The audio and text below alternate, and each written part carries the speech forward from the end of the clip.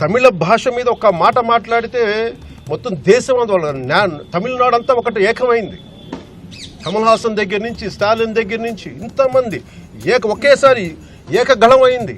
వాళ్ళ మధ్యలో భేదాభిప్రాయాలు ఉన్నప్పటికీ రాజకీయంగా మన దౌర్భాగ్యం, మన దురదృష్టం, మన రాజకీయ నాయకులకి తెలుగు భాష పట్ల ప్రేమ లేదు, తెలుగు సంస్కృతి పట్ల ప్రేమ లేదు. దీంట్లో కూడా పాడు రాజకీయాలు తీసుకొస్తారు. మేము మాట్లాడుతుందండి, మీరు చెప్పేదేంటి? మాట్లాడితే సంస్కృతాన్ని తిడతారు, హిందీని మీరు రుద్దుతున్నారు, సౌత్ దక్షిణాదిని అంటారు. అన్ని దేశ భాషలే కదా. మన తమిళనాడులో హిందీ రాకూడదు అంటుంటే నాకు అనిపించింది మనసులో ఒకటే, అప్పుడు తమిళ సినిమాల్ని హిందీలో డబ్ చేయకండి. డబ్బులేమో హిందీ నుంచి కావాలి, ఉత్తరప్రదేశ్ నుంచి డబ్బులు కావాలి, బీహార్ నుంచి డబ్బులు కావాలి, ఛత్తీస్గఢ్ నుంచి డబ్బులు కావాలి, కానీ హిందీ మాకు వద్దంటే అది న్యాయం. పనిచేసే వాళ్ళందరూ మనకి బీహార్ నుంచి రావాలి, కానీ హిందీని ద్వేషిస్తానంటే ఎట్లా?